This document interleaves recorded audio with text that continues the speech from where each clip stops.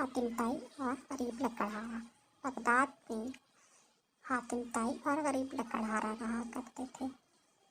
वहाँ पे एक जालिम बादशाह भी जो अपनी रियाया का ख्याल नहीं करता था, उनके साथ जुल्म करता था, उनका ख्याल नहीं करता था।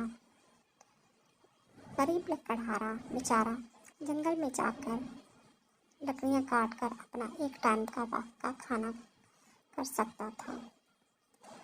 हातिम ताई को वहाँ की रियाया पर बहुत दुख होता था कि उनकी वो मदद नहीं कर पाता, लेकिन फिर भी वो चुपके चुपके उनकी मदद करता था और उनका ख्याल करता था। इसी मदद और सखावत दिली की वजह से वो बहुत मशहूर हो गया, जिसकी वजह से बादशाह को ये बात पता चली तो बादशाह ने अपने फ़ौज को बोला कि हातिम ताई को पैगाम भेजो, मुझसे आकर मिले।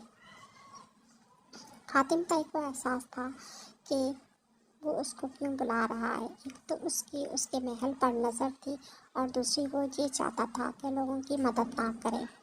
हातिम ताई ने सोचा कि अगर मैं नहीं गया तो ये यहाँ के गरीब रियाया पर जुल्म करेगा, जिसका बेगुनाह लोगों का खून मेरे ही गले पर होगा, तो इसलिए वो कहीं छुप जाता है। जब इस बात का बादशाह को इल्म होता है तो अपने सिपा सलार को बुलाकर बोलता है कि ऐलान करवाओ कि जो भी हातिम ताई को ढूंढ कर लाएगा मैं उसको सोने की 500 अशर्फियाँ दूंगा। ये सिपा सलार जाकर पूरे ही वहाँ के ऐलान करते हैं और बोलते हैं जो भी ढूंढ कर लाएगा उसको 500 सोने की अशर्फियाँ मिलती हैं। ये बात एक गरीब लकड़हारा सुनता है और उसकी बीवी वो खुश होते हैं और जंगल में लकड़ियाँ काट रहे होते हैं कि उसकी लकड़हारे की बीवी बोलते हैं, अबे सुनते हो,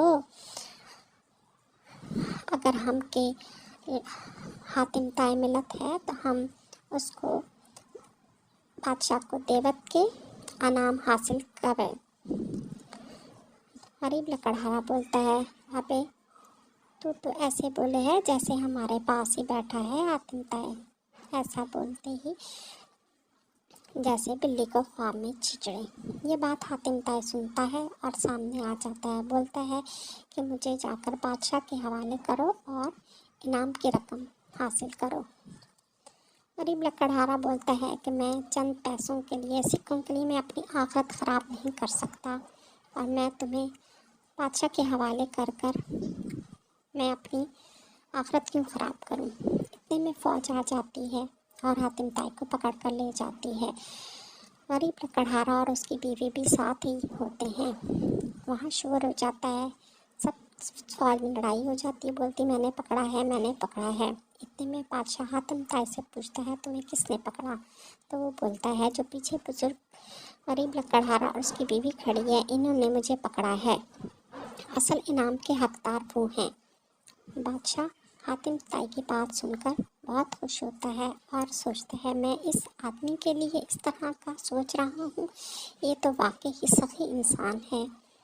और वो बादशाह गरीब लकड़हारे को इनाम देता है और उस हातिम ताई को भी आज़ाद कर देता है और उनकी आपस में दोस्ती हो जाती है। गरीब लकड़हारे की ज़िंदगी खुशियों में बदल जाती है। गरीब लकड़हारा सारे लेकर खुशी खुशी अपने घर जाता है और उसकी बीवी भी खुश होती है। अबे